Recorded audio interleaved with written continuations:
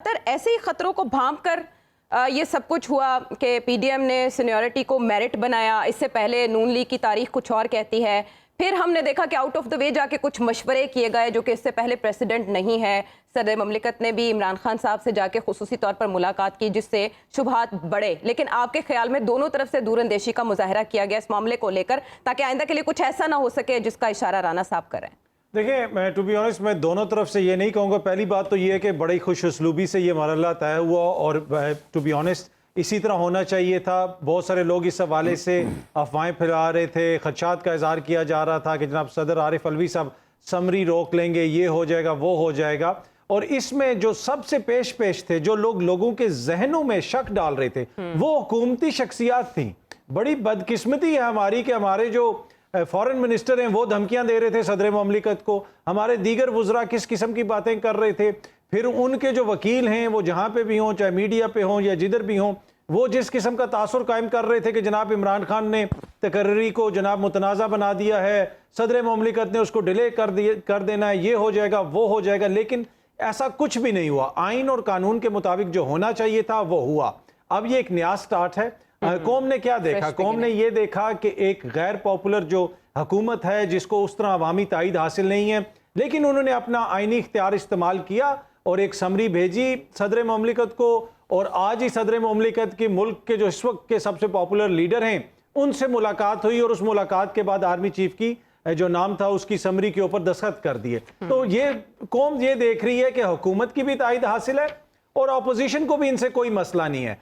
अब ये सियासतदानों का काम है, अगर इदारा कह रहा है कि हम ए पॉलिटिकल हो गए हैं तो सियासतदान उनको मत घसीटें सियासत में, और फिर अगले चंद महीनों के दौरान इदारे का क्या कंडक्ट होगा ये भी बड़ा इंपॉर्टेंट है। जिस तरह पहले भी हारून साहब ने फरमाया कि हर आर्मी चीफ जो है वो अपनी पॉलिसीज लेके आता है, वो उसकी अपनी लेगेसी होती है। तो हम भी यही उम्मीद कर रहे हैं कि आने वाले दिनों में जो माजी में हमारी गलतियां हुई, जिसके मौजूदा आर्मी चीफ भी जिसका इतराफ कर चुके हैं, वो गलतियां दोहराई नहीं जाएंगी दोनों साइड से। नया जमाना, नए सुबह शाम हमारी सियासी क़यादत ने पैदा करने आता है।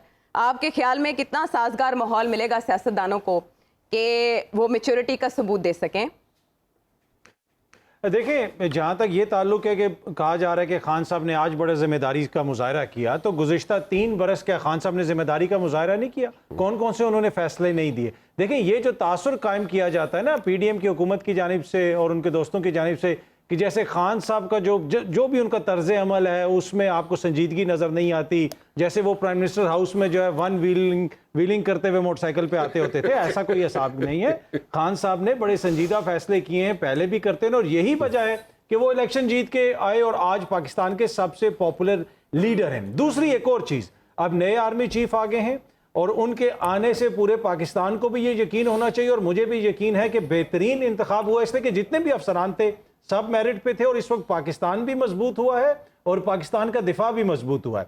लेकिन इसके साथ साथ अब नए आर्मी चीफ को मसीहा बना के पेश ना किया जाए कि जी सियासत भी वो ठीक करेंगे, इकोनॉमी भी वो ठीक करेंगे, बाकी हालात भी वो ठीक करेंगे। नहीं, उनका काम जो है वो मुल्क की दिफा से रिलेटेड है और वो बेहतरीन तरीके से करेंगे, मैं आपको ये यकीन दिला सकता हूँ। लेकिन मुल्क के दिफा में अब मईशत भी तो आती है। नहीं, वो सियासतदानों का काम है जी, फौज का क्या काम है कि मईशत संभाले? सियासतदानों का काम अब तो कनेक्टेड है ना, कोई हमारी न्यू पॉलिसी आई वो भी इकोनॉमी पे शिफ्ट हो चुकी है। नहीं, वो देखें, वो फौज का उससे कोई ताल्लुक नहीं है। देखें, यहीं से आप लोग फौज को सियासत में घसीटते हैं। नहीं, जहां आपने फौज ने अपना काम करना है, मुल्क की दिफा, इकोनॉमी के फैसले हों, बाकी जो फैसले हों वो फैसले करने हैं आपकी सियासी क़यादत ने। वो अपनी जिम्मेदारी नहीं लेते सियासी क़यादत, और वो जिम्मेदारी डाल देती है इदारे के ऊपर कि जनाब फौज ने हमारा साथ नहीं दिया, अब हमें पैसे चाहिए तो आर्मी चीफ वहां पे चले जाए। नहीं, आप फौज उन्हें कह दे कि जनाब हम ए पॉलिटिकल हो गए हैं, आप बार बार मुतालबा करते थे, अब अपने जो भी आपकी सूरत हाल आप खुद संभालें। तो ये बड़ा जरूरी है। अगर ये नहीं हुआ तो फिर हम खुदा ना खास्ता दोबारा उसी बहस की तरफ चले जाएंगे कि जनाब यहाँ पे मुदाखलत हो रही है और आपने तो इख्तियारात पर नई बहस छेड़ दिया है। ये कैसे हो सकता है? एफएटीएफ में देखें आप कंट्रीब्यूशन देखें, उसमें एफएटीएफ की जो कंट्रीब्यूशन थी फौज की, आप उसको डिनाई कर सकते हैं। आप और अब तो इंटीग्रेटेड है ये मामला। लेकिन आप उसको ये कहेंगे कि वो कोई इंटरफियर कर रहे थे, सियासी मुदाखलत कर रहे थे। जहाँ पे हुकूमत समझती है वो उनसे ले सकती है मदद, लेकिन ये एक्सपेक्टेंस रखना और कौम के जहन में ये डालना कि ये एक मसीहा आ गया है और इसने सारे मसाइल हल करने हैं, ये एक्सपेक्ट करना मुनासिब नहीं है। ये जिम्मेदारी सियासतदानों की है जिनको हम वोट देते हैं। अब फौज की जिम्मेदारी मुल्क की दिफा के हवाले से और वो बेहतरीन तरीके से अंजाम दे रहे हैं, ये बड़ा इंपॉर्टेंट नुकता है। लेकिन अब तो दिफा इकोनॉमी के एंड पे होगा। जी अतर साहब, मसला ये है कि जो इकोनॉमी है वो रिलेटेड है डिफेंस के साथ, सिक्योरिटी के साथ, फॉरेन पॉलिसी। जो फिर जो आपका वजीर खजाना है उसको आप बाहर भेज दें, ये तो दुनिया में कहां पे फौज इकोनॉमी चलाती है जी? नहीं, इकोनॉमी नहीं चलाने की बात करें, हेल्प आउट करने की बात। क्यों हेल्प आउट करें? ये कितने नाहल हैं जो करोड़ों अरबों का बजट बनाते हैं, सारी वजारतों से सारी मरात लेते हैं, क्यों फौज आके इनकी हेल्प करे? इनकी काम है ना, हमने इनको वोट दिया है, ये समझने की चीज है। इसलिए कि ये वो नुकता है जिस पे आखिर में आके सियासतदान सारा मलबा इदारों के ऊपर डाल देते हैं कि जनाब इदारों ने हमें ये नहीं करने दिया, इसमें उन्होंने हमें रुकावट डाली, इनको दिया जाए फ्री हैंड, इनका काम है और इन्होंने संभालना। लेकिन देखिए एनसीओसी हो गया, ठीक है, फ्लड हो गया, अर्थक्वेक हो गया, कोई इशू खड़ा होता है यहाँ पे तो फिर ये हुक्मरान जो है उधर क्यों देखते हैं? उधर क्यों देखते हैं? देखिए लॉ एंड ऑर्डर की सिचुएशन है, लॉ एंड ऑर्डर की सिचुएशन अतर साहब होती है, फिर भी इदारों की तरफ देखते हैं। आपसे 100% एग्री करता हूं। पैरामिलिट्री फोर्सेस आज भी कराची में बैठी हुई है, उनकी तरफ देखते